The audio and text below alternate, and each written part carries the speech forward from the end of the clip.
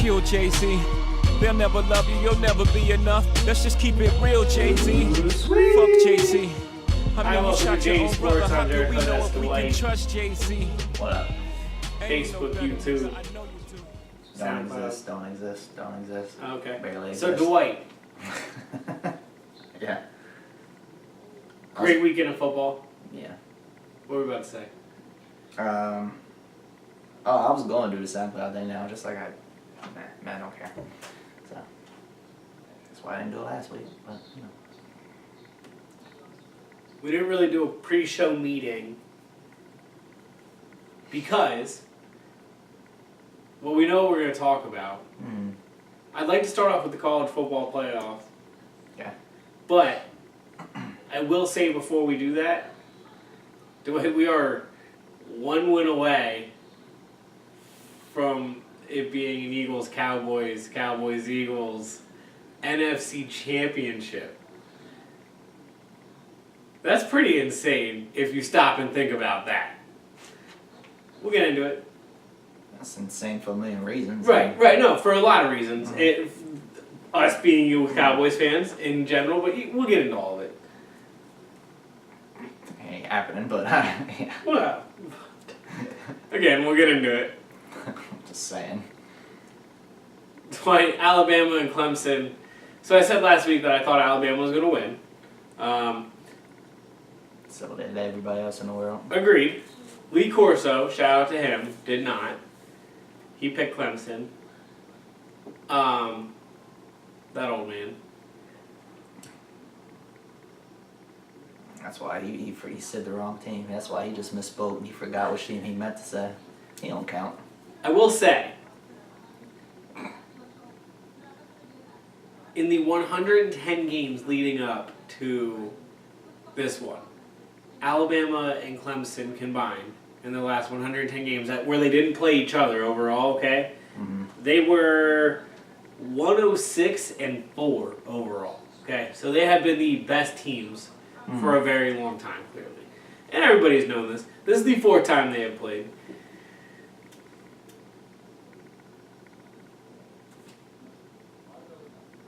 Trevor Lawrence, freshman, came out and looked like a world beater. Like, he looked good against Notre Dame. He looked good all season long. And we've known, he's a freshman, he's 18, he's 19, he just turned 19. We've known for a very long time, since he's been about 15, 16 years old, that he was going to be good in college football. But this good? No. Pundit. Alright. Every recruiting camp I've ever seen for the last 4 years, it was like this freshman in high school, and then it was this sophomore in high school. It's disgusting. I've been hearing about this kid for years. That's disgusting and everything wrong with sports in America. Sure. Ain't no sure about it. You're never out here overhyping and blasting a high school kid. Yeah, there's everything wrong about that. Ain't no sure. Look, I went back and That's horrible. Let the kid be a kid. How about that? Damn all that sports shit. This is what you nerds get into, and that's disgusting. I know I've Let missed. the kid be a kid. I know I've missed players. Okay. Like Cam and Tebow are the two best college quarterbacks I've ever seen. Me. Now, I'd be honest. Peyton Manning left in 1998. He's probably the best one of my lifetime. I just didn't, physically. I was a kid.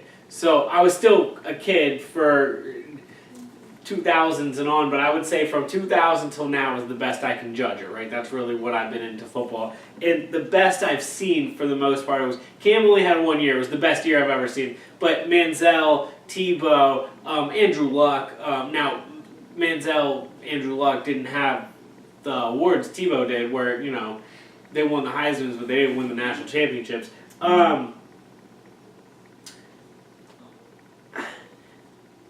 Trevor Lawrence, he looks in the, I would say, last 5 games, and maybe 6 games, he has looked as good, if not better, than all of those guys I've named, which is incredible. I mean, he's a freshman. He's a true freshman. He's the first true freshman to win the national championship since, 1981, which is pretty interesting. to go out and beat Alabama the way they did, the best way to always beat Alabama is to throw it deep, go over the top. Good luck. I mean, they can get to you. Clemson had the offensive line to hold them off just long enough, and Ross, the kid from Clemson, who also a true freshman, 18 years old, he was a man amongst boys. He was out here making, Alabama defenders don't usually look really bad. He was making all of them look bad. I mean, he was just, not just him, all of them were, but mainly him. He had 136 yards and a touchdown. The one thing I've heard the most, the word I've heard the most, and I can always say this about Alabama is, Alabama's the most physical team every time. I mean, there's just they're always the bigger, faster, stronger team. Well, Monday night, they didn't look like the bigger, faster, stronger team. Not the first. It was the third throw of the game for Tua, their quarterback. He throws an interception that goes to the house. It's 7-0. He did right away, and I will give him credit because, one, his offensive line, who has been phenomenal all year, and honestly, Alabama's offensive line since 2008 has been phenomenal. But they played horrible in this particular game. The defensive line of Clemson, who is really good. They are, up there. Alabama and Clemson they have the two best, probably offensive line and defensive line in the nation. That's why they're both here. And they recruit so well, so they're just, deep at all of them. But there was a point where Clemson's defensive line was throwing Alabama offensive players on the ground. And so Tua, to his credit, he took responsibility right away for the interception, for the pick six. He came back, and it was like 2 plays later, he threw like a 70-yard touchdown.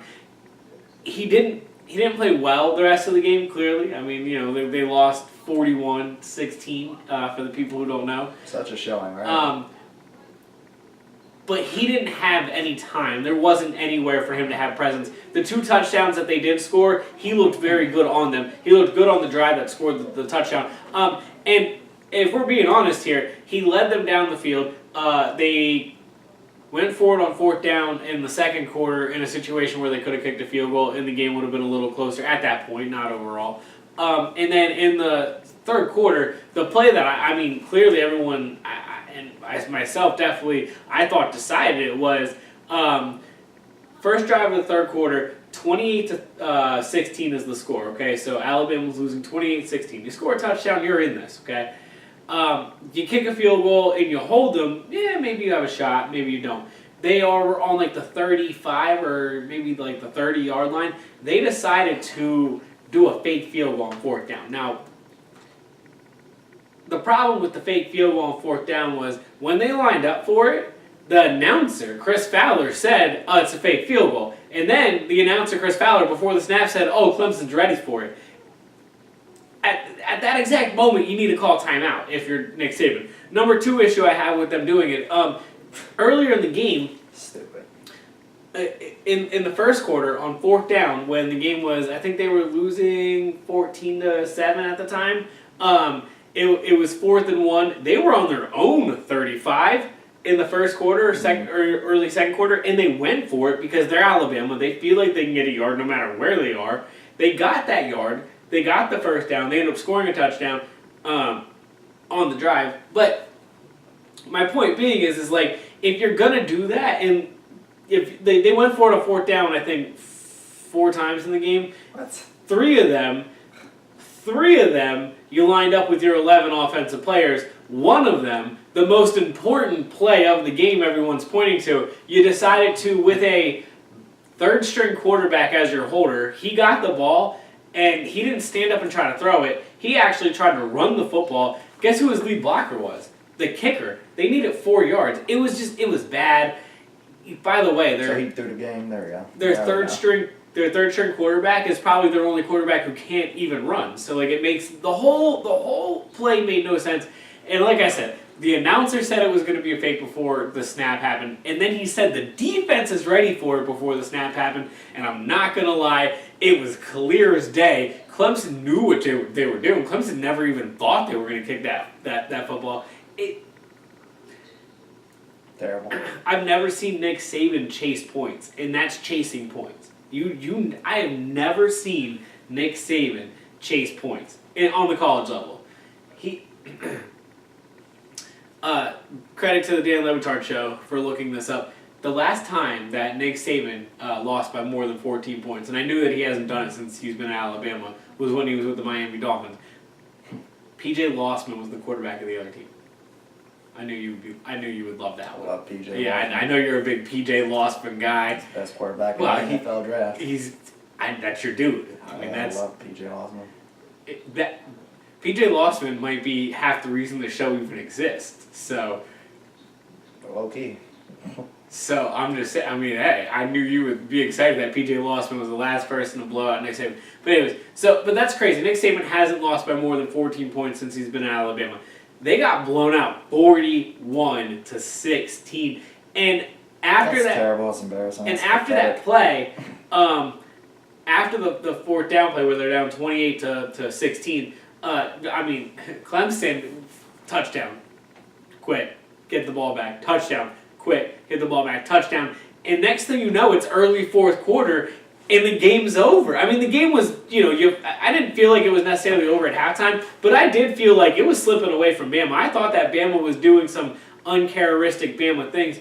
And honestly, Saban, as I said, I've never seen him chase points. He took a knee at halftime, okay, with about 36 seconds to go before half. He had 2 timeouts. Where was he? 40?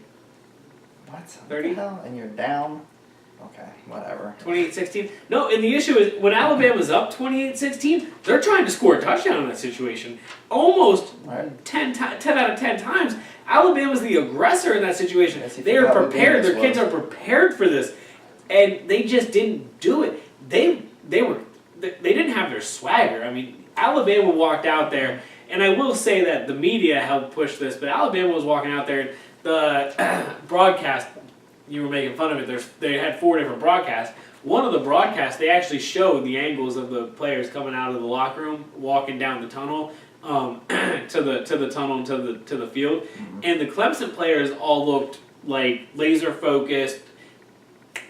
I mean, they were hyping, talking, yelling, patting each other on the head and stuff like that. But the Alabama players looked like they were going on a field trip. Like, they were laughing, they're walking out, they're having a conversation, holding their helmets. Like, every Clemson player had their helmet on walking out. Like, that's the one thing I did notice. Every single Clemson player, before they walked out of that locker room, maybe they were buckling their helmet while they were walking down the tunnel, but none of them were walking holding their helmet. The quarterback of Alabama was walking holding his helmet. Like, they were all just holding their helmet, walking, talking. Like I said, it looked like they were walking down like they were about to go on a field trip. Don't get me wrong, sometimes the relaxed approach, I guess, is better and works, but Not when it's this game, it's not. they got punched in the mouth. Not when And it's the national championship game, it's not okay. you could tell early in that game when they got punched in the mouth, when the interception happened for a touchdown, and then Tua scored the touchdown early, the next touchdown, it was 7-7, it was like, okay, all right, well, Bama's going to recover, and that's not normal, but it is what it is. They'll figure that out. And then Trevor Lawrence, one play later, throws it for like an 85-yard touchdown, and you were like, oh, all right, well, that's not normal. But again, it's super early, and then Bama comes right back. They missed the extra point. The kicking game hasn't been good since 2008. That's the only thing they haven't had good for the last 10 years. So, not unexpected. So, all right, it's 14-13. You're like, all right, well, it's the end of the first quarter. All right, Bama's still going to do what Bama does. Still thought it was going to be a good game the whole way through, like I said. But, I mean, at this point, still expecting Bama to have it. When it went to halftime, 28-16, I was thinking, Bama's in some real trouble if they don't score a touchdown on this first drive. And then they did what they did on the fourth down, and here we are. I will say... Terrible. That's not how you show for a championship game. It's embarrassing. Out of all the reasons that everyone's putting on it, the one I think I like the most happens to be Clemson. And I put Clemson in this realm. I'll never forget in the middle of the season talking to you about Clemson won like 73-10 at Florida State, and you were like, Florida State gave up 73 points. And like, you were like, you couldn't even fathom the thought. And I was the reason I even brought it up that day was I was explaining that I thought Clemson was on Alabama's level. I didn't think they were better than Alabama, but I thought they were at least on Alabama's level because everybody was putting Alabama as the only good team in college football. And I kept saying, I think Clemson's there. I think they'll be the 2 teams at the end. We'll see what happens. But that's why we were talking about it that day. Difference between Clemson and Alabama is Clemson's coaching staff, I think they've lost 2 coordinators over the last 5 years. Okay, that's it. Just 2 coordinators over the last 5 years. Alabama over the last 2 years, they've rotated, I think, 4 different coordinators between offense and defense, and then 2 different special teams. Like, it's not good. It's a lot of rotation. It's a lot of here for a second to build it on my resume / Saban has a lot of expectations and he's going to yell and control everything anyway, so it really doesn't matter what I do. There's just a lot. The cultures in where we're talking here is different, and in Alabama there is no walk-ons being a top 5 player on their team, where Hunter Renfrow of Clemson was a walk-on.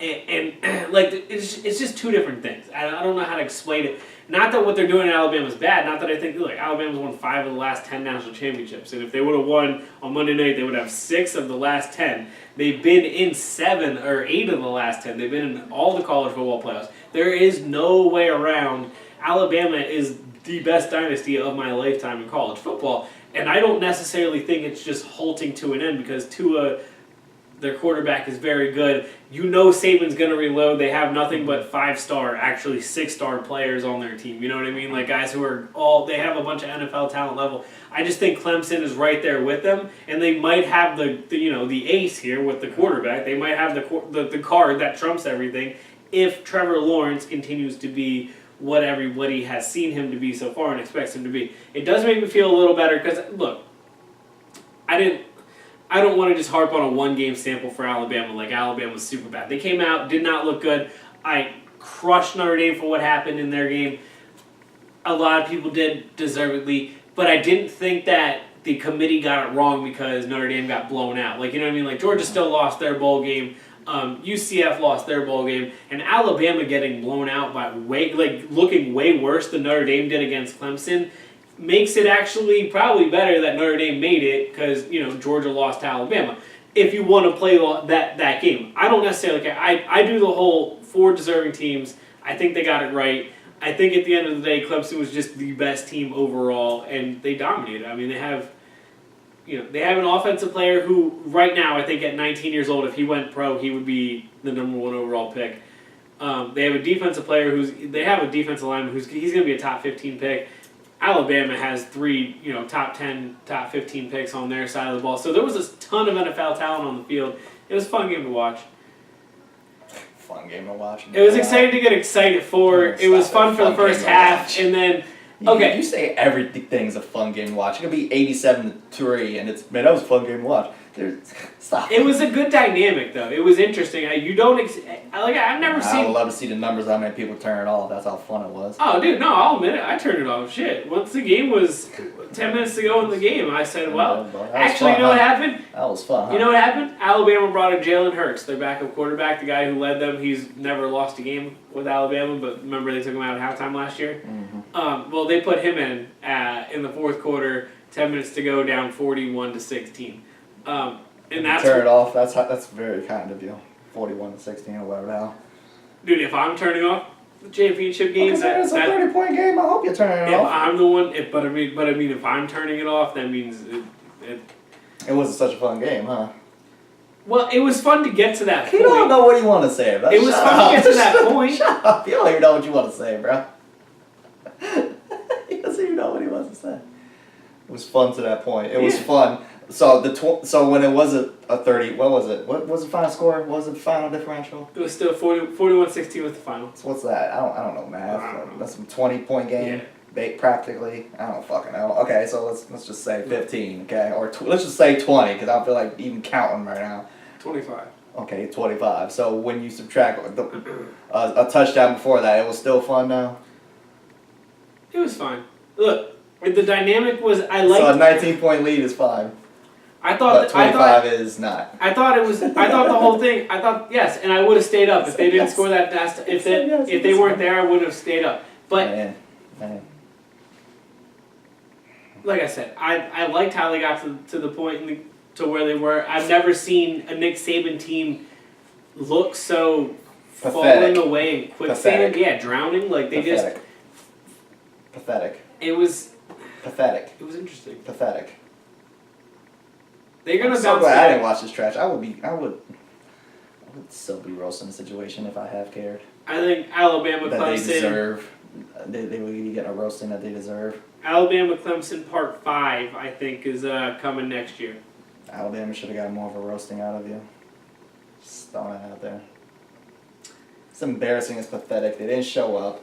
The team didn't show up. And you can say, well, they're just kids. Well, the coaching staff failed them. I think they got outcoached. Okay, I think they well, absolutely. okay, well, then that's all. As much as Okay, Trevor that's Lawrence, embarrassing and pathetic. as much as Trevor Lawrence is probably the only difference talent-wise, right? Because I think that Tua is really good. The offense and defensive line of both teams are really good. But Clemson got after it a little more on the offense and defensive line, and they were more physical even at the next level. Like even their wide receivers were pushing around the secondary players. They were getting up for the ball, pulling down the 50-50 ball, stiff-arming dudes, throwing them to the ground, things like, running back, running linebackers over to the end zone.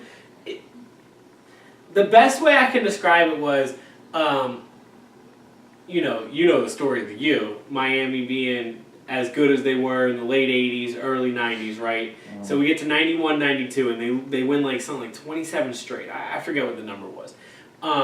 And Alabama, ironically, goes undefeated as well. Okay, it's 1992, 1993. So Alabama goes undefeated as well. They go, I think they were playing in like the Cotton Bowl or the Orange Bowl, something like that. Either, it doesn't matter. Miami was like a 9-point favorite, okay, to win. And the winners of the national championship. Alabama blew them out by like 37 in that game. And it was the most unexpected thing. Like, nobody thought that. I don't think this was like that.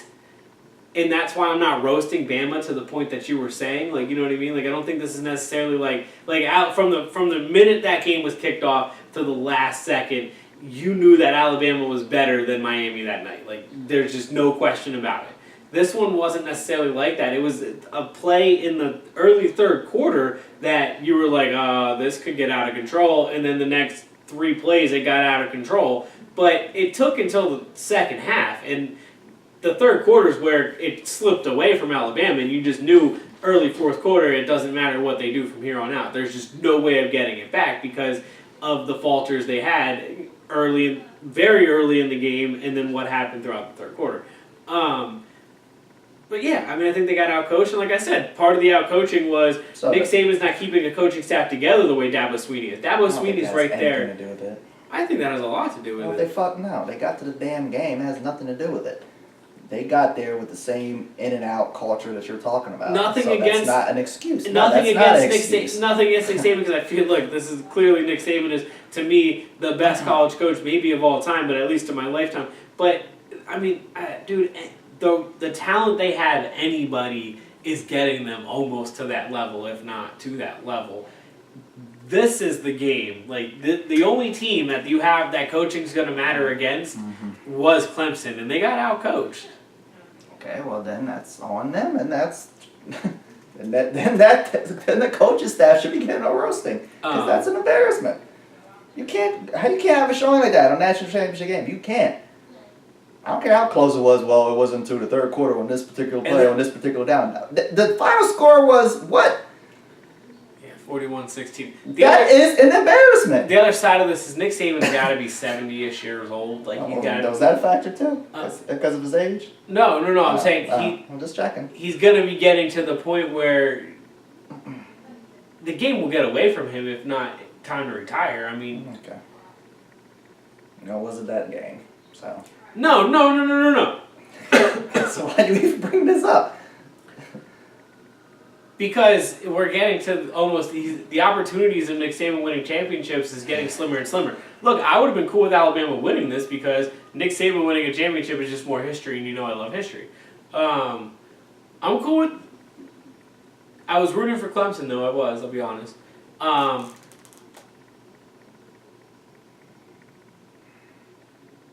You just said 2 entirely different things. What the hell did you want to happen? I said I would have been cool if Alabama won, but I was definitely rooting for Clemson. Okay, that's the answer. I like Dabo a lot. So Clemson winning was your answer. I was rooting for them, but I picked Bama to win. Holy shit, this man. Well, I thought Bama. I didn't think Bama was gonna get blown out. But I didn't think either team was going to get blown out.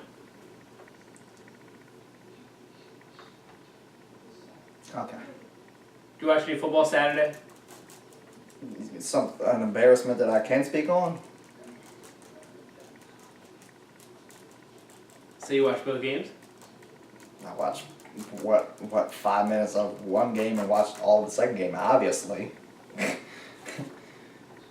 Well, I picked the Colts to beat Houston. They go in there, they go up 21-0, and then just they hit pause and both teams put the controller down, and then their moms called them to the dinner table. They forgot about it. The game was over. They sent it to the end. It was 21-7. Pathetic. It. Pathetic, Houston. I ain't worried about the Colts. Yeah. Well, no, that's the thing.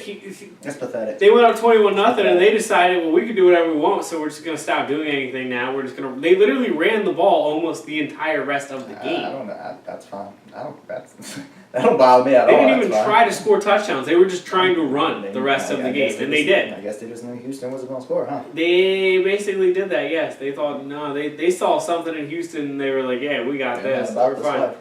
Putting up 0 points at home. Houston left. Pathetic. Houston left 7 points on the board with about a minute and a half to go in the first half. I thought if they would have scored there, it would have did wonders for them in the second half. But Deshaun Watson got pressured. Looked pathetic. Threw a really bad pass over the middle. DeAndre Hopkins couldn't get to it. They turned the ball over. And, I mean, right there when that happened, I said, oh, it's probably game. I mean, I thought that was their best opportunity to reverse it. If they score there, they have an opportunity to score early in the third, then it's a 7-point game, and who knows what happens there. You only need 2 more scores. But it looked like an unexperienced quarterback that was not ready for this moment. And Andrew Luck came out, I think he completed 7 of his first 9 passes. I mean, you know, the Colts took it to him, and I didn't expect that. I thought the Colts were going to struggle a little bit on offense. I thought they would win, but I didn't think it would 21 points in the first 4 drives. Yeah, you can't be blown out and shut out like that at home in a playoff game like this. That's especially a wild. Well, they ended up with 7, but it was especially a wild card round where it's supposed to be tight. It's supposed to be 2 teams that are scratching and like really trying to push and make a run here, and you give up 21 and put up 0 at home in a playoff game. And I said it last week about how the Colts were the hottest team coming into the playoffs, right? We all know that, but Houston was still pretty hot. Like, they won. They were about to be a number 2 seed. Remember that comment you made? How ridiculous is that? That's what I'm saying, though. They were crazy hot coming into the playoffs. I think they did. Said Jared Hood. They won 11 of their last 12 games or something like that. Like, and you bought into it. I didn't. No, I picked the Colts. You picked Houston. What are you talking about? So then how hot? This is the thing. That's what I said. And no, I did not pick Houston. I picked the Colts. Thank you. Oh, did you? Yeah, it's the Colts. Oh, That's that was my thing though, because you kept saying how hot they were, and they were. Well, no, I said the Colts are hotter though. The Colts won 10 straight coming into the playoffs. I thought you just said Houston did that. Houston won. They both did. Houston won 10 of 11 coming into the playoffs. Okay. Or 11 of 12. And you're about to be a number 2. Yes. Actually. Man, I'm so glad that didn't happen then. And it took for the Colts to win 10 straight to even be the 6th seed. Yeah. That's embarrassing. What an embarrassing showing, Houston.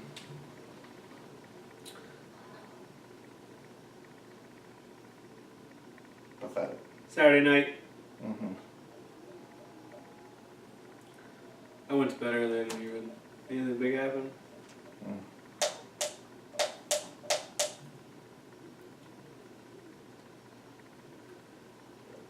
Russell Wilson didn't happen.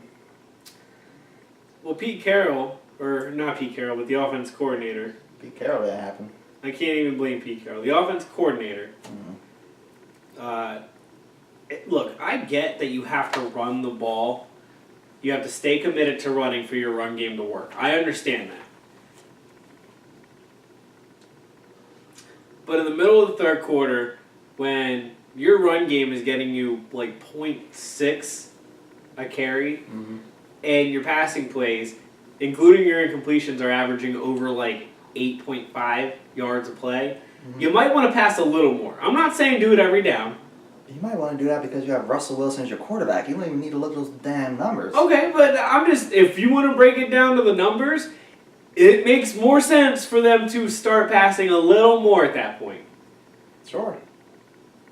I was watching the game and I kept saying, At some point, they're going to bring out Russell. Why are they not breaking out Russell? And I was like, okay, whatever. Whatever. Because when they did, it worked. It worked every time they did it. There was a series, I think it was in the second quarter, where... What was the score at halftime? I don't know. They scored a touchdown in the second quarter, right? I don't know. I think it was their first touchdown drive, where Russell, I think it was 7 plays, and 5 of them, Russell like literally was just move. He was on the move. If it wasn't running forward, he was going right or left to pass it. Like that. That's what you need to do if you got Russell Wilson. It worked. They went right down the field. They scored a touchdown. Yep. Didn't really see much of that the rest of the game then. I thought they were going to stick with it. They did it a couple more times. Worked every time they did it, but they didn't really do it often. They really relied on that running game that wasn't getting them anywhere. The so fourth quarter opened up a little one. more, but not much. I didn't even know this. I was like, okay, well, whatever. Whatever. What does that mean to me? Oh, this is the number 1 rushing team in the league, and meanwhile the Cowboys have the number 1 rusher in the league. So I was like, okay, that's weird. I'd rather have the number 1 rusher than the team as the number 1 rush. Whatever. The reason I just thought it was a stupid. Team is because Russell can run it. And I get that. I just thought it was a weird, corny, dumb stat that I was just like, that's so irrelevant because the running game for Houston, for Seattle isn't working. Seattle and Russell isn't running really. So I was just like, whatever. We were containing the entire situation, which is what I said we need to do if we wanted to win this game. And there was a couple times where... And we were getting after Russell. Yeah, absolutely. No, absolutely. Every time Russell was dropping back to pass, he was getting put on his butt. There was a couple times where I felt like he was just throwing it up to Doug Baldwin, and Doug Baldwin, brought a couple of them down. They didn't even try that though. At one point in the fourth quarter, I was thinking, just throw one up. Just throw one up to Doug Baldwin at this point. Just try it. They weren't even doing that. They finally got like 1 or 2 to him. I was like, okay. Towards the very, very end, but when he got one of the last touchdowns. Yeah. But they had 2 opportunities early in the fourth quarter with the ball that they didn't do anything with it. Their offense was very bland, and they gave it right back to the Cowboys almost every time. And the Cowboys did exactly what they wanted to. Yeah, absolutely. They moved and Zeke didn't have a ton of big plays, but he had enough big plays. He had the amount of big plays that you needed for them to win that game, and Dak did everything he absolutely needed to do to win that football game as well. Yep. Dallas looked like the more complete team out there. Yeah, I would agree with Flat that. out. It wasn't even close. Other than the final score, which is not telling the story, but... And he spread the ball around. Dak spread the ball around pretty well throughout the game, too. He hit a lot of different receivers. The way I was crediting Lee Corso said before the national championship that it would come down to red zone, and it did. It came down to, Clemson was 4 of 6, and I think Alabama was 1 of 4 inside the red zone. I want to give you the same kind of credit here. You said last week that the thing that you thought would be the difference was Seattle's run defense couldn't stop Zeke, and in the crucial moments, Seattle's run defense just couldn't stop Zeke at all. I mean, you said that would be the difference. That was clearly the difference when they needed to make one stop every time on 2nd and long. Just don't let them get 5 yards to make it 3rd and short, or 3rd and short. Just don't let them get the 2 yards for the first down. They would punt. They couldn't do it. They couldn't stop them, and that was the difference. And Dak didn't turn the ball over, which we talked about. Change. We talked about change. And, you could say that obviously before every football game about any quarterback. Just don't give the other team the ball and you'll be okay. But that it's more like that is an issue for Dak, and he didn't do it. Fumble-wise, at least. And he didn't do it. He doesn't throw too many picks. It's more so the fumbling that's an issue. And he didn't do that on Saturday. He didn't do anything. So Dallas just looked like a hell of a better team. And Seattle, the way that that game went, they looked like they didn't even belong, honestly, in the playoffs. Well, They really did. They didn't look like they belonged in the playoffs. What I was actually about to say before you made that statement was Seattle was a team before the season that nobody predicted to be in the playoffs. 8-8, I thought, was going to be That's cool. a good year for them. They ended up, now don't get me wrong, I think 9-7 is what they ended up, or maybe if they ended up with 10 wins, that last one was garbage. 9. Either way. Point being is they didn't end up crazy outside of the run, but to make the playoffs, nobody really expected them to do that. With the Rams and a lot of people thought the Niners were going to be good in their division too because of Garoppolo. Point being is they exceeded expectations. Well, I know you love to hand out orange slices. Go ahead, keep handing them out. Point is you got there, and point is you didn't do what got you there, which is rely on Russell Wilson. So they didn't look like they belonged there, and you didn't even rely with what got you there. They're not getting any orange slices from me. Seattle didn't show up as the Seattle Seahawks that everybody would have expected them to be, which is a Russell Wilson-led team that is going to compete. I thought going into the season, though, this was a quote-unquote rebuilding year, and here they are in the playoffs. So for that to be a rebuilding year and you got to this point, I mean, next year and the year after might be... It doesn't matter. So, why what is with you in orange slices? I don't care what they were supposed to be or what we thought they were supposed to be. Point is, they were there, and what got them there? Who got them there? And what did they stop relying on? Well, nobody expected them to win. I didn't expect them to win. You expected them to compete, didn't you? They did compete. It was close. It was close because of one random ass drive in the end where Cowboys defenders slacked and miraculously Russell throws one bomb and it was a completely misleading score, and then the fakest onside kick in the history of onside kicks was made by the punter. Dude, what was that? Kickoff. But Janikowski went out early in the game. Okay, that's fine. Because, did you see that, by the way? You gotta at least try. Did you see that? What, Janikowski? Did you see Janikowski? It hurt? Yeah, he pulled his fucking hamstring. Yeah. Old ass man, yeah, right. Well, why are they trying to kick it from that far anyways? Dude, the moment he started like hopping, I started busting out. Dude, when he walked on Not the because field. I was happy he was hurt, but I was like, he's an old ass man. Why the hell is he trying to kick it from 60? I don't know what the hell it was. 58. It was some obscene distance, and I was like, why it was over 55. He clearly did a stretch or anything, so I was like, what is he even doing? So no, I was watching the game. My girlfriend was feeding our son, and as Janikowski started walking up on the field, I stood up and went to the bathroom. And I said to her, I was like, well, I already know he's going to miss it. And I didn't even watch the play. And when I came back out, she's the one who informed me that the kicker got hurt. She said, well, yeah, he didn't make it. She was like, but it looked like he like hobbled off the field or something. So I looked it up. I watched it. I watched him hobble off the field or whatever. And then I found out 20 minutes later, like the rest of the world, that he's not coming back in the rest of the game because of a pulled groin. And then it turns out he pulled his hamstring. So they had to rely on the punter to do everything, and that's why they didn't kick another extra point. You had a whole another half of football, mind you. They went for 2 the rest of the game. Well, when they had that opportunity, yeah. Because the punter couldn't kick, obviously. Right. So, but then the onside kick thing, and it was just the onside kick. Okay, here's my thought. You talked to the punter about this at halftime. Okay. Dude, punter's not. You would think that they would practice some of this.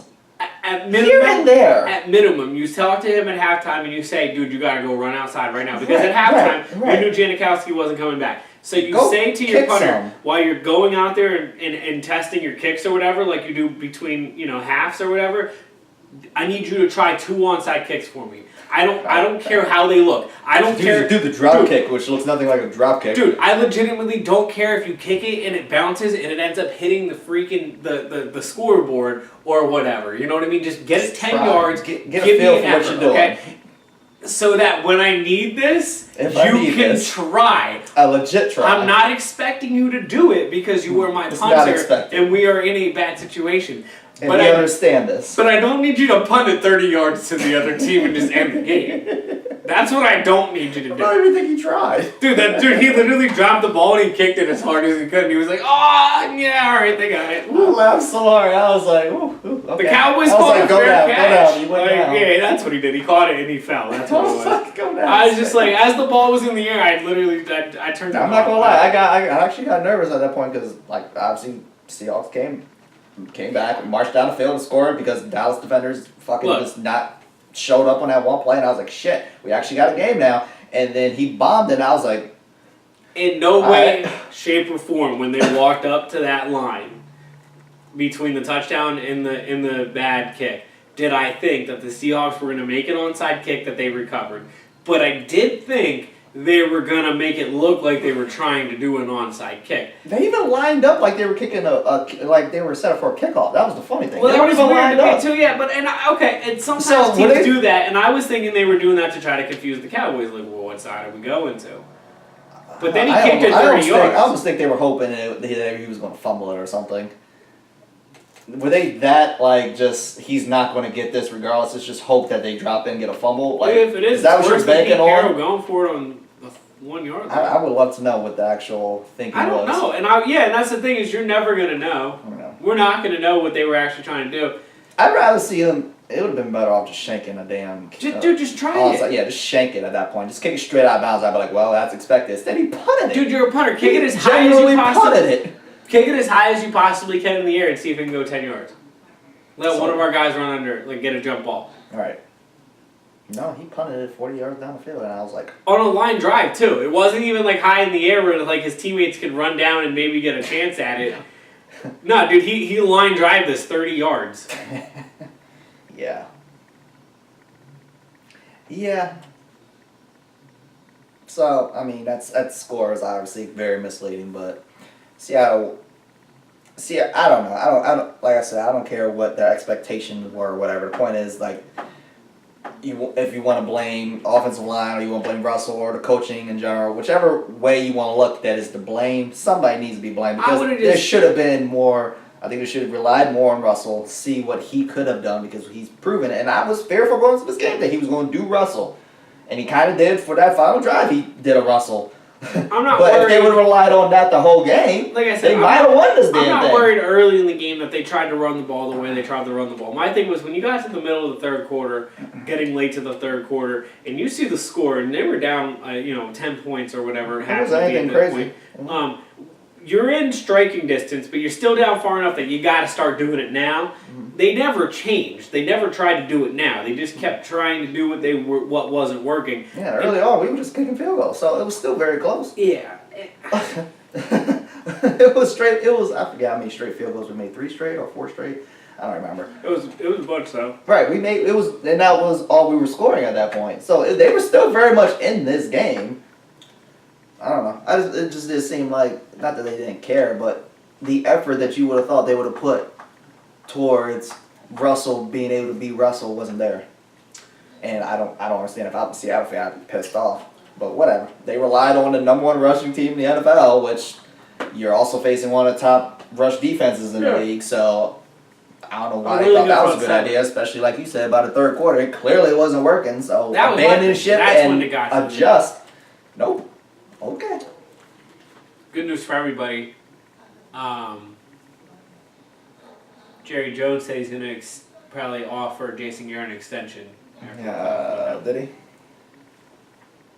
Did he really? Oh, that's what I read. Was it Daily Shark? Was it a legitimate site? No, it's a legitimate site. I don't know. I haven't heard this yet, so that's interesting. I'm not surprised by it. Me neither. I wasn't either.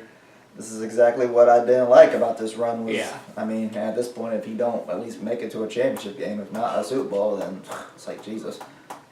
But I mean, if he would do one of those two things, then be like, okay, maybe we can have a conversation, Jerry. But right now, today, no, we don't need to have this conversation. And that was my fear going into this weekend was that a playoff win would be enough. No, I thought he was just that just made it worse. The fact that he even can't turn it around and got into the playoffs in general, I was like, this is just justifying Jerry. This is what he wants. He wants to keep him. Yeah. We got a long-term cheerleader. So Sunday at 1 o'clock, the Los Angeles Chargers went to Baltimore. Yep. By Sunday at 3:30, it was 27-7. Phillip Rivers was running for first downs. Mm-hmm. Did you see him do the little shimmy? He was feeling it. As he should be.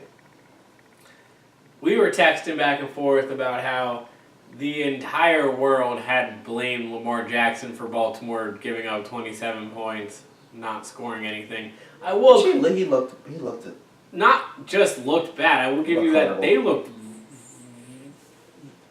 like pathetic on offense. They had 80 yards overall. I'm not talking about relying on a run game. Let's run it 2 out of but nobody 4 was downs. running.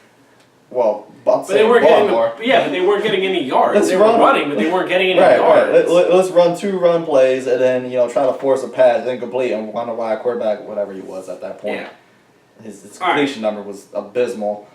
So Baltimore, I don't think did they not care? It does seem like they cared. They came back. They only lost by 7-6. They don't deserve that credit. Oh no! Look, he put together 2 drives at the end. I'm not like it was 27 to. And Lamar Jackson deserves that credit. I won't say the Baltimore Ravens deserve that credit. That's my point. That's what I meant. Sure, that's fine.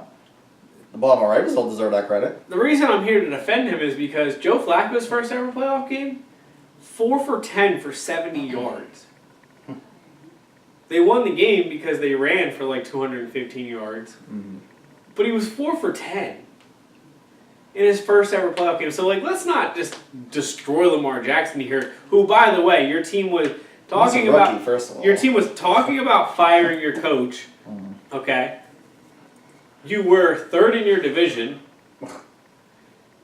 He went 6-1. So, yeah, let's take him out and put Joe Flacco in here, but let's not forget the only reason you were here is Lamar Jackson. Sure.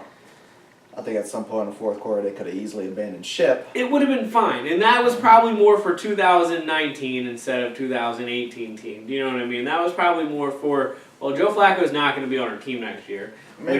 We don't want to hurt Lamar Jackson's confidence. I guess. I don't know what it was. I have no clue. But there's literally, I was at one point, I was like, you're down, whatever the hell the score was before. But that's what I thought. Before he bounced back, and I was like, what does it hurt at this point? I got it's you. still close enough where it might get interesting. Yeah. Just roll with it. And he ended up making it interesting himself, and I'm not against Which is cool. Good for him. It helped. It's even better for him. Yeah, I'm not even against what you're saying there. I would have been okay with it. I just, like I said, I think the reason they did it was more for next year. Because Joe Flacco's going to be Tennessee Titans quarterback. Denver Broncos, Miami Dolphins. Tennessee Titans. Tennessee Titans. Okay. It's interesting. You forgot about that whole joke we had last week where everybody... Okay, I was just checking.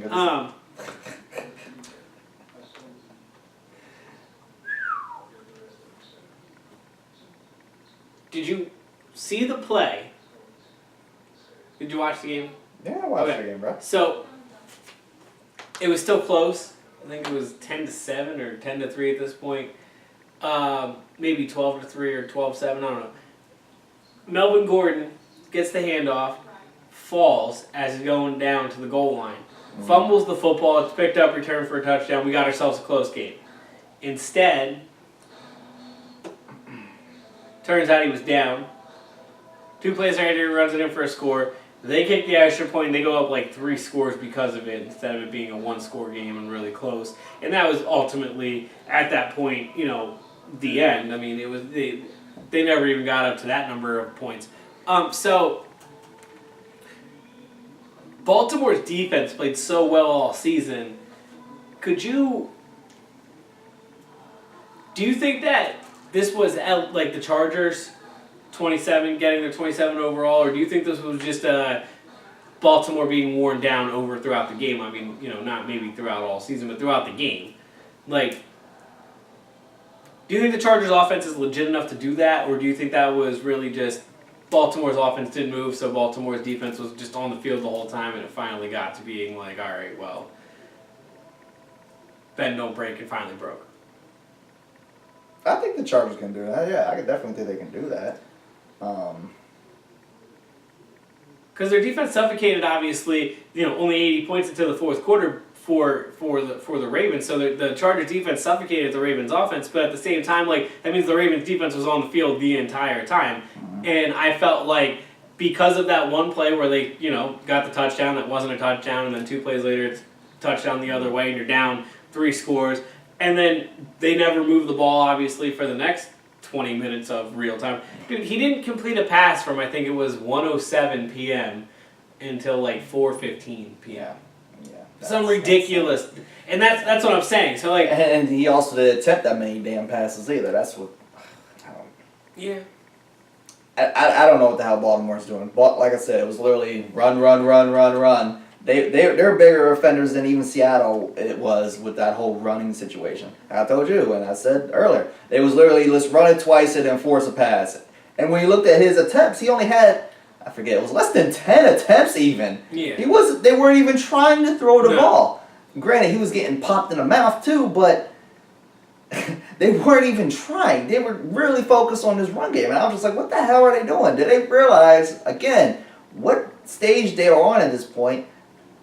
Regardless of, whatever preseason predictions anybody had or whatever the hell narrative you want to go with, did they realize where they are at right here, right now, and what they can potentially do here? Because it sure as hell doesn't look like they know or care as a team. It didn't look like anybody gave a shit until Lamar Jackson, at the end of the game, finally looked like he gave a shit and was just doing it. Cool.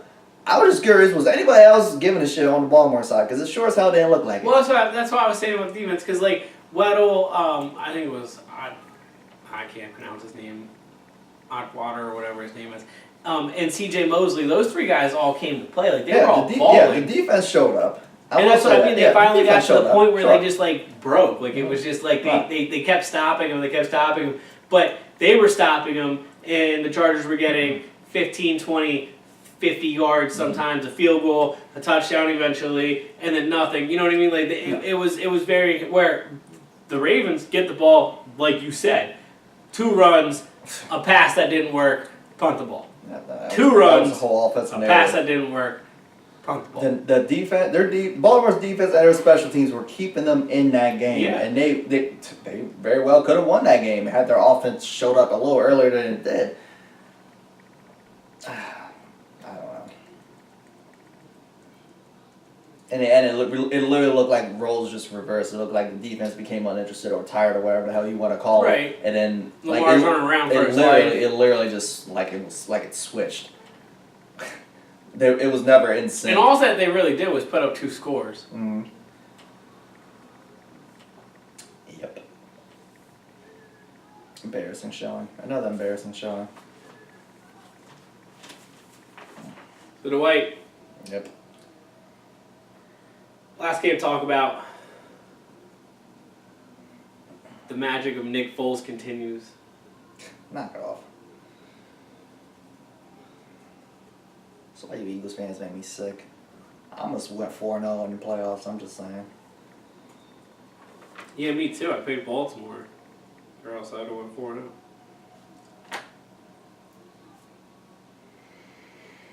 Lamar Jackson, man. They should have put Flacco in. That's what I said. That's right. Tennessee's quarterback next year. Mm-hmm. The magic of Nick Foles. Yeah, Big Dick Nick throws a pick, huh? Through 2. Mm-hmm. One, the defender just made a really good play on the ball, I will say. But at the same time, if he throws it to the outside shoulder, not the inside shoulder, then the defender can't even pick the ball off. So if I made other choices, I'd have a better fucking situation myself. But shit happens. The other one, it looked like he got hit as he was throwing, but I don't like the decision of throwing it in between 3 guys. So Big Nick. There's that. Big Dick throwing picks. Mm-hmm. Both of those plays, they were moving the ball really well on those series. So the points out there were there. So I felt like that could have been, 14 points right there, and then you're not even worrying about the kick at the end of the game that we'll definitely get into. But the Eagles' defense is the real story of this football game. Not only were they getting at Mitch Trubisky, the secondary made a couple of big plays. Will say, when the game was on the line, they did not make the big plays. The 2 last drives for the Chicago Bears, they absolutely exploited the Eagles secondary. But the Eagles front 7 was getting to Trubisky all night, including those. And then at the end of the game, what did Al Michael call it? The double doink? I don't know what he said. I think he called it the double doink.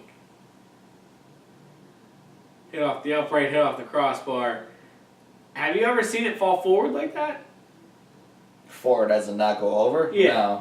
No. Usually it bounces in. That's what I mean. Have you ever seen it go back into the field of play? No. No, I've never seen that either. I I've never can't seen that. recall. No. Not unless Especially it 'cause actually it bounced goes twice. Not like the ones that go directly into it, into Right. the crossbar, and then bounce back. Right. I've seen, Sure. but I've never seen it hit the upright crossbar and then back into the field of play. If it ever hits the upright crossbar, it goes in. I mean, I've seen it hit the upright and the crossbar a couple of times.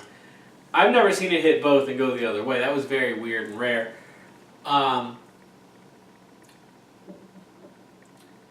Did Cody Parkey miss it, or was it blocked? I don't know. He missed it as far as I'm concerned. They're all saying, everyone's trying to say it was blocked. Look, I say that dude got fingertips on it, and I'm very happy and glad that that happened. But I don't think that that changed the trajectory of the football. Oh yeah, how many times has this happened this year with this man? Right, that's my point. Cody Parkey has missed 11 field goals. 7 times he has hit the upright. He hit the upright 4 times in one game this year. He hit the upright That just was my last point. week. That was my point. Oh yeah, no. I don't think that it had anything to do with the tip. So why does this man still have a job? Because they're on the hook for $3.5 million that they cut him.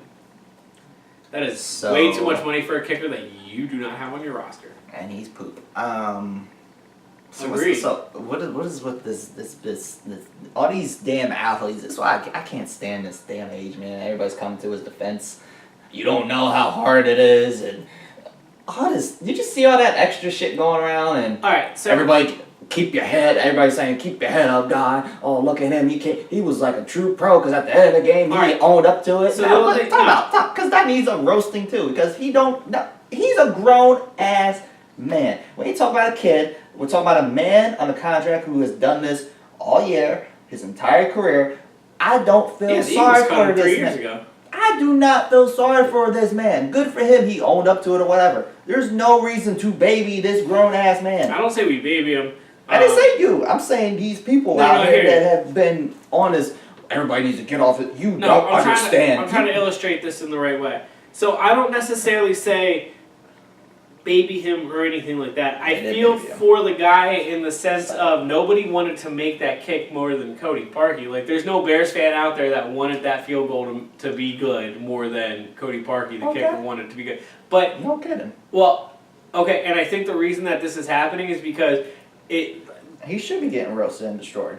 yes, but people take it way too far on Twitter and stuff like that. A lot of people are trying, like, saying they want to kill him, telling him to kill himself. Ain't nobody No. paying attention to Okay. those people. Okay, while we agree, it was a little extra on this particular one, and that's why people like Kobe Bryant came to his defense, All that or nonsense. I mean there was a ton of people, not just him. There was a ton of I people. know. You were absolutely right, but It was too much. the reason I felt like that happened was because the other side of it, of the Twitter, the bad side of Twitter, we always say, you know, where people are saying stupid shit like that. It went a little too far on him, and I feel like a lot of people wanted to come to his defense because of that. I don't even think that's what it was. No, I mean that's how I felt, but I do I think it agree. just happened because it's 2019 and we gotta coddle everybody. But I agree with you. Look, it's his job, and the This thing is with your Cody job. Parkey You have one job. is I heard, and this is kind of, I'm not even gonna lie. I was standing there, and before Doug iced him, I was like, you know, maybe he just doesn't make it, because I knew that he was having trouble kicking. But the bigger thing that I was thinking of, he didn't spend any time with the Bears this week. Okay, I read on Saturday. I read that he. The only time he saw his teammates was during walkthrough on Saturday. Monday through Friday, he kicked at Soldier Field all week while they were at their training practice facilities on the other side of Chicago. He went to Soldier Field every day, and he kicked inside the stadium all week because he was having these struggles, and he really just wanted to get the stadium atmosphere. And so I was thinking, I was like, you know, he could be in his head. He could be in his head. Like, this isn't just a easy gimme. He could be in his head. And then he did it again, and he was in his head, and the Eagles move on because of it. But In one of the most embarrassing ways you can go out of a playoff. it, At home, he did it. that brings me to when I said about the Eagles' secondary being really bad for 2 drives in a row.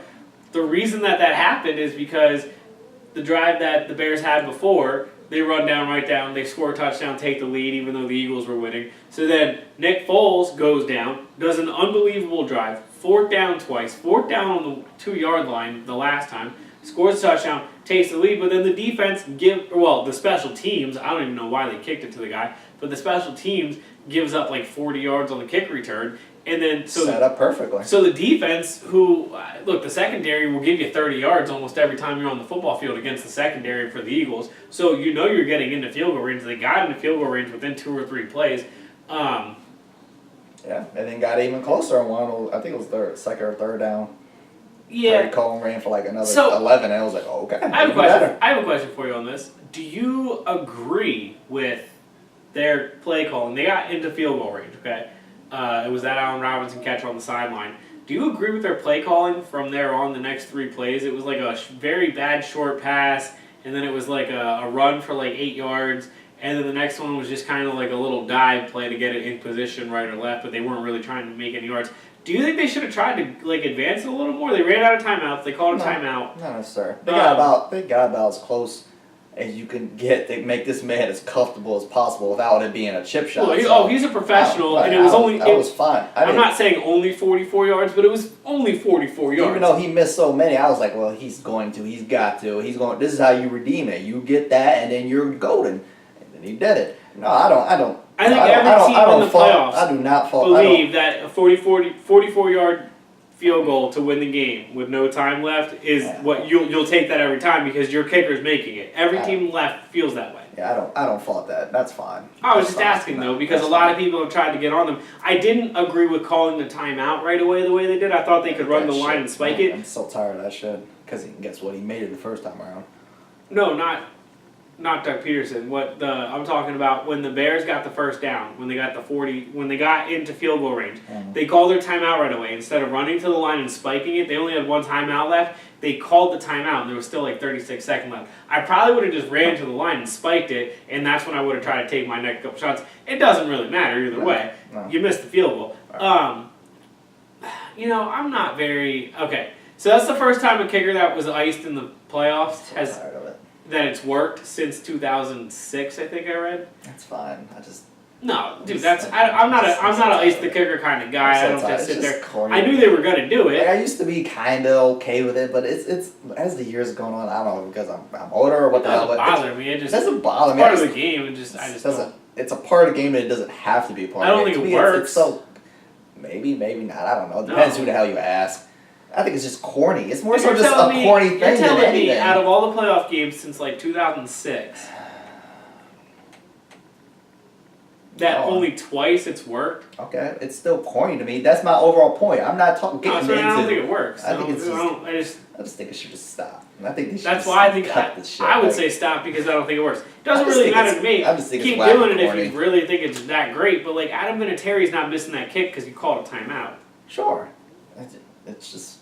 I don't know. It's just if Adam Vinatieri misses the kick after you call a timeout, it's because Adam Vinatieri missed the kick. It had nothing to do with their timeout. I promise you that. Right. And Cody, whatever the hell his name is, Parkey, made the kick before the timeout, so it was like, okay. Now, I didn't really watch the kick before that because I knew they were going to call timeout, but everyone's saying he barely made it. Not that matters, because to your point, he made it. But he made it. I don't know. Like I said, I honestly did not watch it. Oh, damn, he almost hit the upright again. No, he still made it. Okay, well, that's it wasn't like definitive straight down the middle. I'm pretty sure he hooked to the left again, from what I remember. But there was a gap, like... He did hit the upright, but it still went in, so I was like, okay, well. And at the end of the day, it doesn't matter how close it was as long as it went in. Absolutely agree. No, that's why I said that. But in an honest moment, I just had my head turned the whole time. I was just like, I don't even want to know. We just all know. We all know he was going to call timeout. That's what Doug Peterson, that's what you're supposed to do. Because that's what they all do. Everybody does it. That's the culture, that's what we do. I just think it's just, I don't know. You can't make a rule against calling timeouts. No, there's nothing you can do about that. I'm just tired of it. It's corny. Get rid of it. Real quick, back to Nick Foles, that last drive. The rest of the game, the 2 picks were bad, but they left points out there. I thought he looked okay. Not great. I thought he looked okay the rest of the game. But that final drive with the ball in his hands, he looked fantastic. They did everything they had to do. And that was a great play on 4th down. What they did was they actually had that play as their checkout play, so they could have audibled to it. All 3 of the plays the play before, they decided not to because they ran the original plays that they called, and then on that last one they were like, all right, well, we kept saying we're going to run this and we never did, so let's do it, and they did it and it's worked. So, Bird's moving on. That was awesome against the number 1 defense in the league in Chicago. A lot more confidence than... Chicago's defense wasn't a factor. I thought it was going to be. Quarterback didn't show up. The thing I will say about the Eagles' offense that is different now than it was throughout most of the season is... They got a real quarterback. Their offensive line is... I mean, look, they... Foles the first 2 games, and Wentz most of the time he was in there, they were running for their lives all season long, okay? But we can go back to the Rams game. Aaron Donald, J.J. Watt, and Khalil Mack, okay? They in their last 4 games, they played those 3 guys in 3 of their last 4 games. No sacks, and only 2 tackles for losses from those guys. Outside of Von Miller and Fletcher Cox, that's up there. That's some of the best defensive linemen we're talking about in the league. Mm-hmm. The Eagles' offensive line is just playing at the level that they were on the Super Bowl run last year, and that was the difference of last year and this year. So if they can continue to do that and give their offense an opportunity, who knows what happens. We'll get into the Eagles this week, but point being is the Eagles' offensive line, that's the difference right now, and that's just not Nick Foles or Carr. I mean, that's every quarterback. If you have a better offensive line, you're always going to look better. The Eagles' offensive line is 10 times better right now than they have been at any point in the season. Due to health and just, Jason Peters was in and out all season, and now he's in, so that's probably the biggest part. Or Nick Foles is.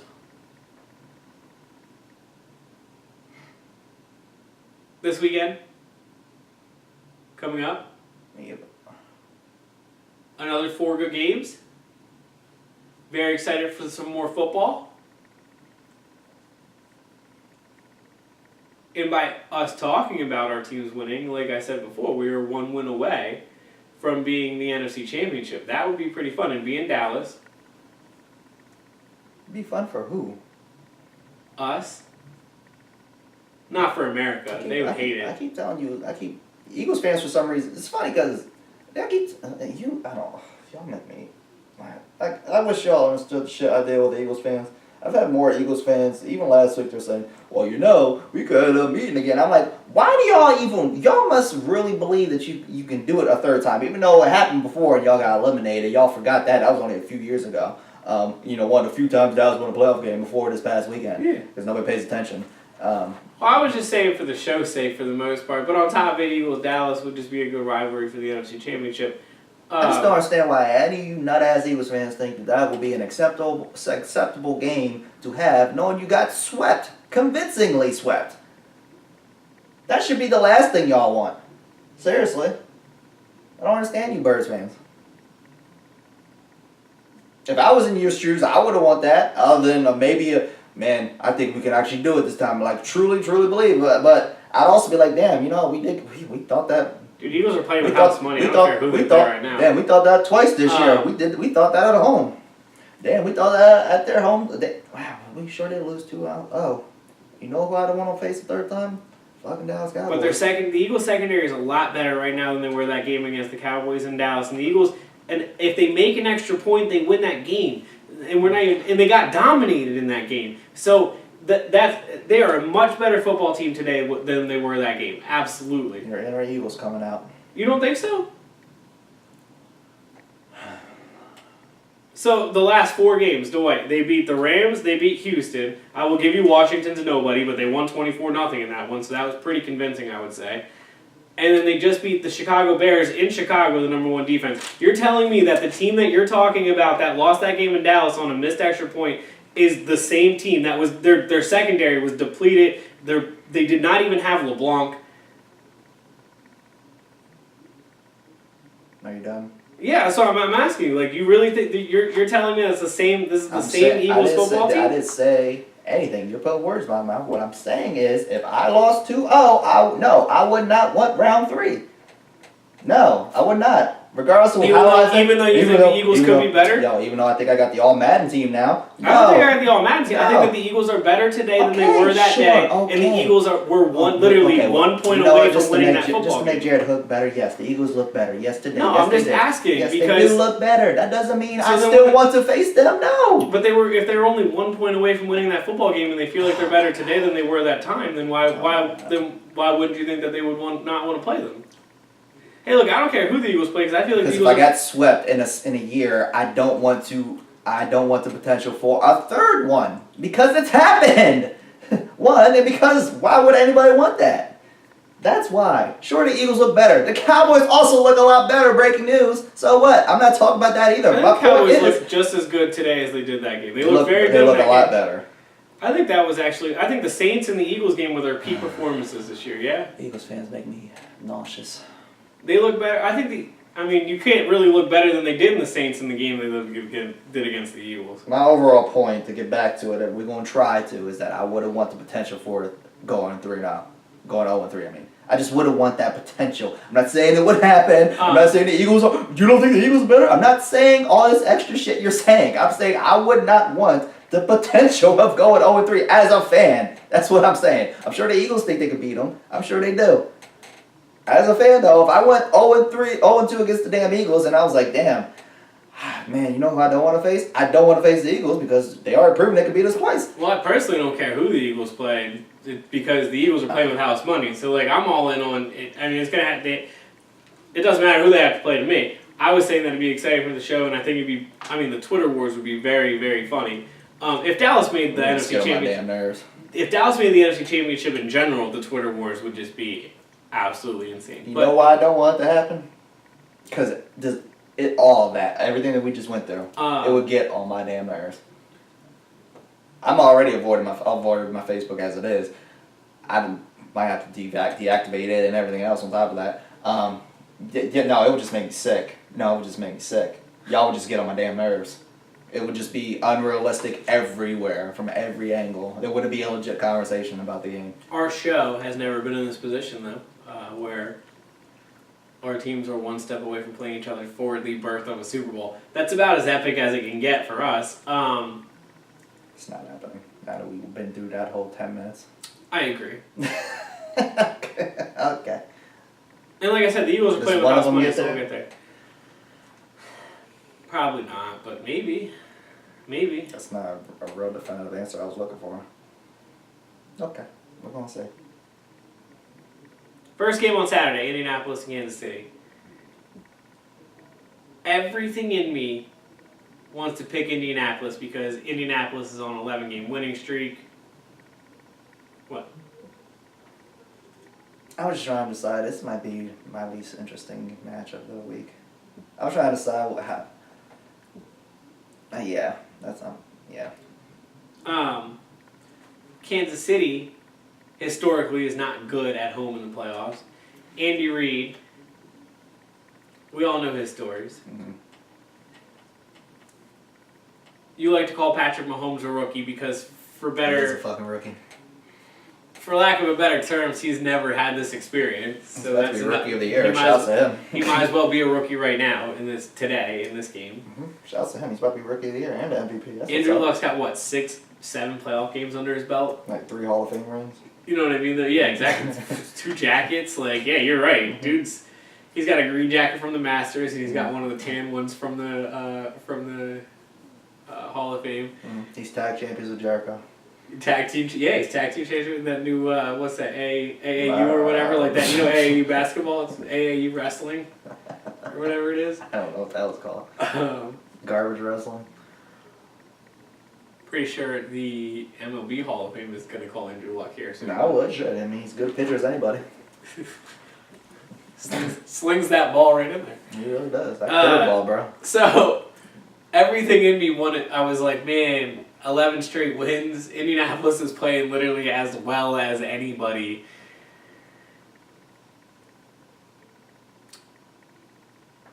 I just couldn't go against Mahomes, man. He's just been playing so well. And I think Tyreek Hill's speed... Man, you disappoint me. That means he's going chalk this whole playoffs. Okay. I'm glad I figured it out. I really was hoping you were just going to pick the Colts. I wasn't even going to make fun of you. I was going to laugh. Dude, I had everything. Probably make a joke and then keep it moving. I had like every... You really disappointed me. I tried so hard. I was like, I want... Like, their defense is playing so well. Their offense is creative and just... I mean, they're scoring Every time they have to get points, they get those points. This, like, the way that you've been talking about them and the way I've been dissing them, this was set up perfectly for you to pick this upset. Dude, Patrick Mahomes is just playing on a different level. As a rookie, it's very impressive. Who you got? The Chiefs, they're going to spank them. I think it's going to be a blowout. I don't. I think it's going to be a good game. I do think it's going to be a good game. You always think a game's going to be a good game, so that's redundant. It's true. Even 41-16, it will be. Yeah, that was a very good and entertaining game. It was. Till 10 minutes to go and I went to bed. I'm glad I'm going to be at work and not going to be able to see part of this. You'll get the end of it. I'll get the end of it. You'll get enough of it that if it's good, you'll be able to make a drink and get a whole drink in before your game. And this is fair. And if it sucks, I'd be like, oh, I can get a whole game of Call of Duty in before this. And chug 2 drinks. Mm-hmm. So you're rooting for a blowout. I'm not rooting for it. I'm saying what I think it's going to be. It's not root for it. I meant for your Saturday evening plans, you're rooting for a blowout. Sure. I don't have to feel any type of way because I missed a good game. I'm like, well, I missed what I thought was going to happen. Saturday night. The main event again. LA, Hollywood. At the Coliseum. Both of America's teams. That's what's up. America's actual team and then all Los Angeles team. This is perfect. Prime time. Just like we get in a row. They're not America's team. Dallas Cowboys are America's team. It's the Patriots. It's this and that. It's not the Dallas Cowboys are not America's team. You ever win the Super Bowl? But they're in the playoffs and they're on prime time for the second week in a row. Well, to be fair, the Rams had this slot no matter what. So if the Eagles To be fair, the Eagles would have lost the game on Sunday, the Cowboys would be playing Sunday at 4:40. To be fair, last weekend they were also the Saturday night primetime slot. Yes, that was chosen by the NFL. But this week was not chosen because of Dallas. It was just that it was already the home teams were already set as of last week. So that Kansas City already knew they were the 1 o'clock team. LA already knew they were the 8 o'clock team. Just worked out because the Eagles won that Dallas plays the Rams, and so the Rams were already slotted to be the 8 o'clock Saturday night game, and now Dallas gets 2 straight Saturday night America's team.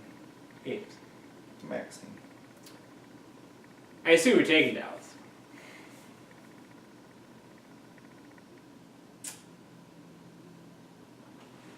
It's actually difficult, not because of my fandom, but because if you look at it or attempt to look at this objectively, look at what we did against the Saints. Okay, look what y'all, a weaker Eagles team, did at one point against the Rams. Yeah. Look at what the Cowboys were able to do as far as containing Russell Wilson. Look how when the Rams have lost, I forget what the hell they lost. 2 weeks ago? Who the hell did they lose to? The end of the season. Who the hell did they lose to? And it was like, what the hell was going on? Bears and then the Eagles, and then that was it. They won their last 2 games. I don't know. But when you look at their losses, they don't put up a hell of a lot of points. Yeah, no, they only had 3 losses, but yes. You said they lost to the Bears? Yeah, they lost to the Bears. Yeah, I think that was the one they put up 6 points? Yeah, yeah. Okay, alright. That was on a Sunday night. And that was against a defense that came at their throat. Yeah. The Dallas Cowboys defense have that potential I agree. to come at their throat. I'll tell you this was not the matchup I wanted. I think the damn Chicago Bears ruined it for us. I would have rather faced the Saints because we've proven that we could beat them. I would have preferred the revenge game of Drew Brees, as scary as that would have been, over the damn Rams at this point. I picked the Cowboys, probably just because I'm a fan of theirs. But I think they have a legitimate shot here. So I think that the 2 lowest teams percentage-wise from Vegas were the Cowboys and the Eagles, right? The Cowboys were number 1. I know that.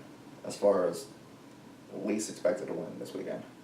Expect to win this weekend, but I meant of the Super Bowl. It was like, out of the 8 teams, Cowboys were 7, Eagles were 8, okay? Cowboys were at like 5.7%, Eagles were at like 3.2% or something like that, okay?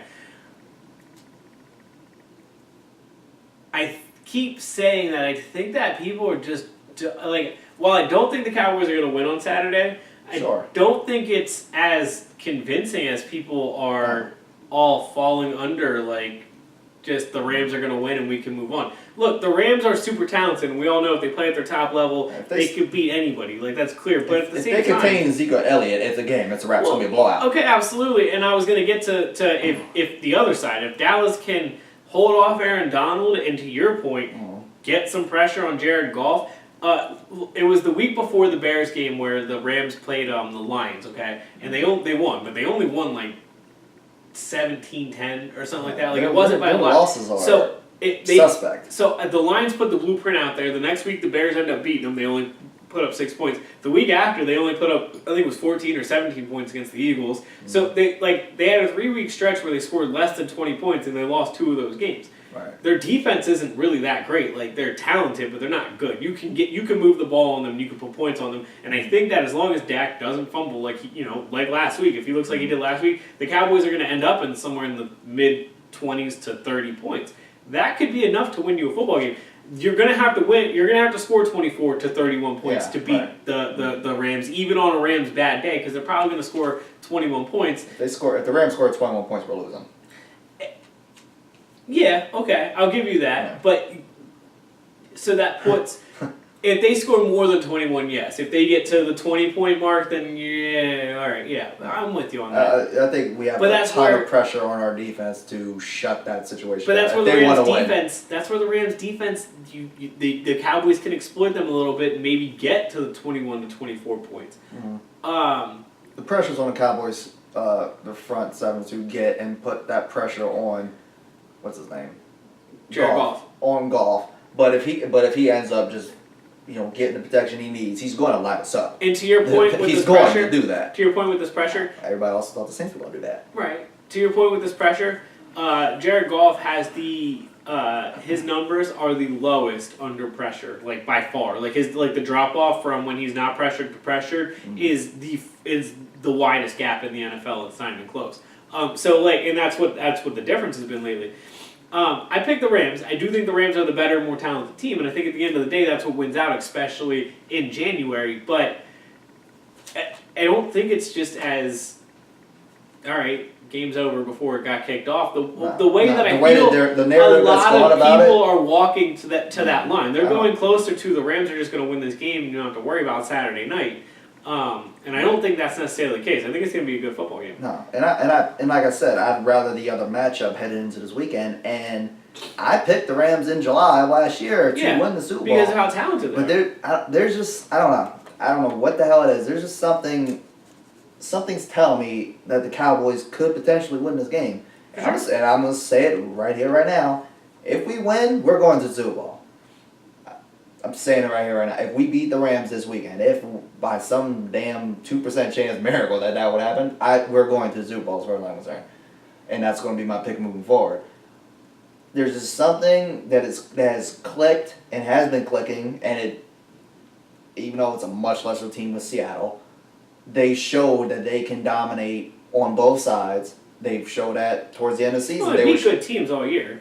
Right, it's New Orleans being one of them. They've proven when they they contain a situation and when they play their football, when they play their style game football, they can beat anybody. My thing with Dallas is their defense on the road has not played near as well as they have at home, and they're not going to be at home at all. Mm-hmm. That would be the only scare between them versus anything. Well, I guess if the Eagles won and they won, then they would be playing at home, but that's a whole different story. But I don't think Dallas is going to win Saturday, so. I think Dallas. We'll see. I do think it's going to be a good game, and I think Jared Goff is easy to get to. I think he's a lot easier to rattle, I guess. I'm not a big rattle kind of guy, but I think he's easier to rattle than most quarterbacks. I think you can shake him up a little bit. And he's, not that Dak has crazy playoff experience either, but Jared Goff, this is only his second playoff game. And he lost his first one last year to Atlanta. So, Dak has a playoff win under his belt. The Cowboys feel a little more confident. They've been there. They feel like, all right, we can do this. That's 2, actually. 2? Did they win? All right, I believe, yeah. Wasn't 2 years ago they won? I have no idea. I don't know. Did they win? I know they ended up losing to the Packers in that playoffs. I do not know if they won a game. Yeah, they won. Did they? Okay, there you go. So he's played. This is good. Yeah, because everybody's trolling because he has just as many as Tony Romo or some shit at this point. So So that means this is going to be his 4th playoff game where this is only Jared Goff's 2nd, and he lost his only other one. So experience matters. I just think that that team has enough that they can pull off an upset. Yeah, I think they're talented enough too. I don't think it's like you were saying. I don't think it's near the amount instrumental The way that upset the that public's everybody going. is. Yeah, I agree. Everybody's gone with it, but it would definitely still be an upset. But that's what I pick. And if the Cowboys win, I'm saying Cowboys Super Bowl. So we gonna see. Food on a Sunday. Uh-huh. I'll be honest, I just had to write down because I wrote down San Diego, so I just had to change it to LA. The Chargers taking on Disrespect. New England. All right, so you know I'm a stat guy, right? I know you're a chalk guy, so just tell me who you picked. You know I'm a stat guy. Please, who did I pick, Dwight? The fucking Patriots. All right, so you know I'm a stat guy. Here's gonna be a good stat for you. How interested is Dwight going to actually be in the stats? Is a better question. Maybe a little. Okay. Tom Brady. Tom Brady and Philip Rivers have played 7 times. What's the record, Jarrett? What do you think it is? I don't know. Take a shot. 7-0. Tom Brady is 7-0 against Philip Rivers. Now, I will give you one of those. Is that your team or the Eagles your team? You No, get more hype and excited about Tom Brady. It's because it's funny, man. Everyone talks about Philip Rivers, like, you know. You hate him so much. It's not that I hate him. I just think he's, like, extremely overrated the way you think Andrew Luck's overrated. Like, I think Andrew Luck's actually on that level. Except Phil Rivers historically has just as good as a rap sheet as anybody. Except he hasn't gone to the Super Bowl. Andrew Luck's been to more AFC championships than him. Okay, Mazel. I was talking about regular season. Oh, regular season. Y'all, you act like Phil Rivers is this bum quarterback. I don't think he's a bum. I just don't. You act like he is. He's not going to elevate you to the next level. He's not going to lose you. He wasn't going to win last week, and what did he do?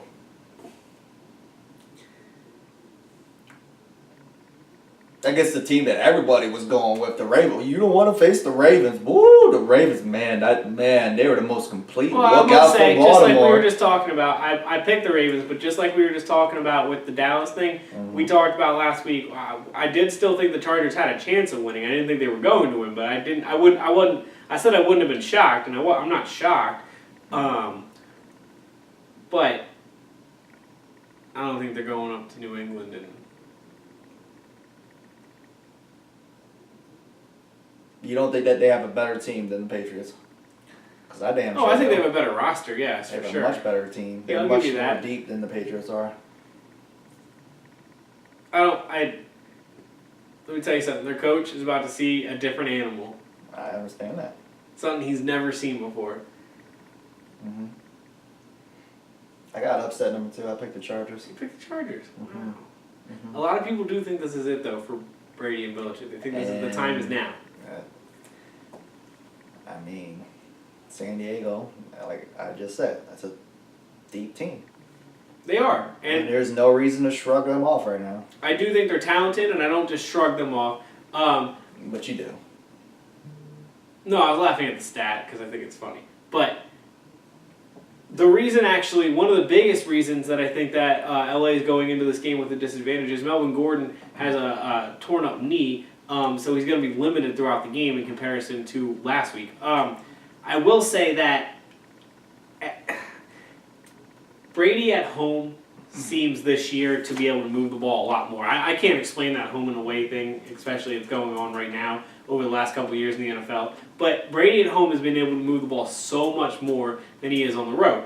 And it's been forever. Well, yes, but this year in particular, the numbers are crazy different. I just think that Foxborough playoff game, he's gonna be able to get his. They're gonna do what they need. I think they're gonna win the game. I think they're gonna score. I don't think it's gonna be a blowout. I think they're gonna score just enough. I think it comes down to fourth quarter. But I think Brady does what Brady does, and they get this one. I'm just tired of it. That's fine. Maybe that's A lot of it. people are. Maybe one, I think is a better team. And I think that LA Chargers. is the better team. I But- do. I think they're constructed the overall better team. It might even be also. I'm just tired of the Patriots, and I would like to see. I would like to see Chargers go to at least go to the AFC Championship game. Get that. Maybe you get off his damn back. I like. I will say the only I'd time like to see Philip it. Rivers has had a shot at the AFC Championship game, it was not fair to him because he was playing on a torn ACL. I will Right. always give him Right. that credit. But I like to see it, and I think they can. I genuinely think that they could pull that upset off. I pick the Chargers. Philadelphia, New Orleans. This is one upset Dwight does not have. No. Okay. Glad we both agree. I mean, rooting like crazy. Don't want this. I'm Don't sure. want this to end. I bet. I am. I can't. I can't. Let me put it this way. I just don't think Big Dick can do it a second time. I'm not really necessarily concerned with the offense because I think the offense will put up some points. I think the offense is going to look a lot better this time around in New Orleans than they did the first time. My issue is who's covering Mike Thomas? I mean, the Eagles secondary is still depleted, and they got exposed late in the game against Chicago. Don't get me wrong, they put a lot of pressure on New Orleans the first time around, and they are getting more help on the back end than they were then. So the difference of not getting to Drew Brees, like I said it last time, they gave up 41 points, but I will say the only good thing the Eagles did is they pushed Drew Brees on the ground almost every time he went back to pass, even though he got most of them off. Exactly what you need to know. This time, the secondary is a little better because they have one more guy healthy. They signed LeBlanc.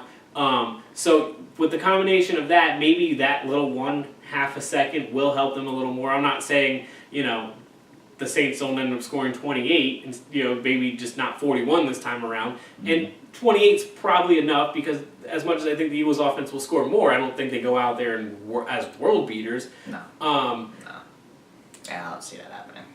And look, the 16 points against the Bears, they won on that, but the Bears' defense is the best in the league. So you knew you were going to have to your defense was going to have to do something special, and it was a special effort. But you're going to need something 10 times more special effort defensively, and your offense is going to have to. If they could put up 30-plus points, then sure, the Eagles have an opportunity. It's just not realistic to think that they're going to be able to do that. No. That's really And even not. if they do, It's really not. New Orleans beat LA, 41-31 this year in New Orleans? Like they still win the shootouts most of the time. So, don't get me wrong though. Root for it. I love what's going on out there. It's special. It's crazy. I can't explain it. Nick Foles, the last 2 years in the playoffs, it's not. I have no idea. What he did at the final drive of the Bears game, to the missed field goal. What I am hoping is that it doesn't. Last year, the biggest thing that I remember going into the NFC Championship was the Vikings won their game on that miracle play against the Saints. All week long, the Vikings, even on Thursday and Friday, still answering questions about that play, about what happened the week before. Not answering questions about the Eagles, not answering questions about the upcoming NFC Championship game. It was still that crazy thing that just happened in the divisional round, one of the most epic plays ever in the history of the playoffs. You know what I mean? I don't want Thursday and Friday of the week now that we're in leading up to this game against the Saints being, wow, what about that double doink on Sunday for the Bears? You know what I mean? Like, the Eagles have to stay focused in the thing in front of them. I think they're able to. They have a locker room able to. I'm just, like I said, I hope that's not what comes back to. But Who has a better shot, the Eagles or the Cowboys? the Cowboys. I will say, and out of all, I picked all the home teams. I think that Indianapolis and the Cowboys have the two best shots of winning on the road. I will say, I do think the Eagles, with whatever not just is going on, people, the magic or whatever you want to call it, the chemistry of the team, the way the defense is playing better, I will say I think they have a better shot than the 9-point line would let you believe. But I don't think it's like the better shot that we think with Dallas. Like everyone, you know what I mean? Like I think that the Eagles have a better shot, don't get me wrong, but it's not that I think that Dallas, I really think I wouldn't be shocked at all if Dallas wins. Just like I was last year against Atlanta, just like I was last year against Minnesota, just like I was last year in the Super Bowl. I'll be shocked if the Eagles pull this one out. And this one feels more like the Atlanta game of last year in the divisional round, where the Eagles went into the playoffs, and I was just happy they were there. They had a great season. Carson got hurt. I was like, all right, awesome. We're in the playoffs. Hey, just don't get blown out. Have fun. That's how I feel going into this Sunday. Hey, just don't get blown out. Go have fun on Sunday. Thank you for this. Huh? So they might get blown out. Right, and that's what I was just hoping didn't happen last year. That I'm in that exact boat, same weekend this year. Go out there, just don't get blown out, look respectable, and have fun, play some free flowing football. They ended up winning games that way last year.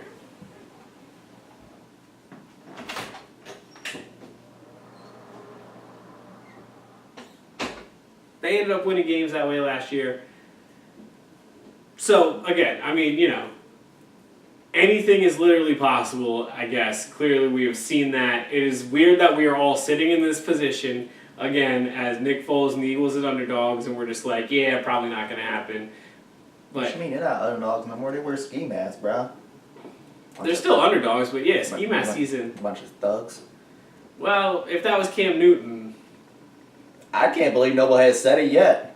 I've been looking for it. Yeah, me too. Don't get me wrong, I have too. Because But I was like, that's kind of much. I get it's a ski mask. Even Oh, no, I 5-year-olds agree. wear ski masks. Oh, no, but I I was agree. like, that's not something y'all should just be going with. And I'm not about it. the city itself embraces it, Of course they do. so It's Philadelphia. right, and that's the thing. So I feel like since it went over well in the city, the Eagles really didn't care how it was going to go City outside. of Philadelphia versus ski masks. But It's just not. I thought it was weird the national media hasn't attack that. Yeah. Or written a letter to their congressman. even and usually I just let shit go. I was like, Yeah, because it's not really something y'all should be going with. The dog thing was just dumb and corny to me, but this is no, I'm not about it. Robin season, just bro. Don't. That's what they're calling it, Robin season. They robbing shit. All right. Well, like they're hashtagging ski mask season, but the players keep yelling Robin season. Yeah, don't think I didn't pick that up. I didn't. Don't think I didn't pick that That's up. even worse. Oh yeah, the players are on the football field. I'm pick on the mics. You can hear them when they do this. They're all yelling Robin season, Robin season. Oh, they ain't saying ski mask. They're saying Robin season. Oh, they're robbing. Yeah, they're taking the jewelry. They're casing houses. Yes, they are absolutely what you were implying about the color of skin they are, and people implying that and being mad and right. Yes, you were absolutely. Yeah, they call it Robin season. You know what? I will actually go on and try to find a video of them saying it so I can tag you in it so you can hear it. Please don't. I've heard it. I heard it on Please the telecast. Please don't. They trying to be an R. Kelly's entourage? Oh, no. No. All right. Is that too far? They don't piss on people, bro. They just They just rob. taking stuff. They just rob people. All their girls are legal.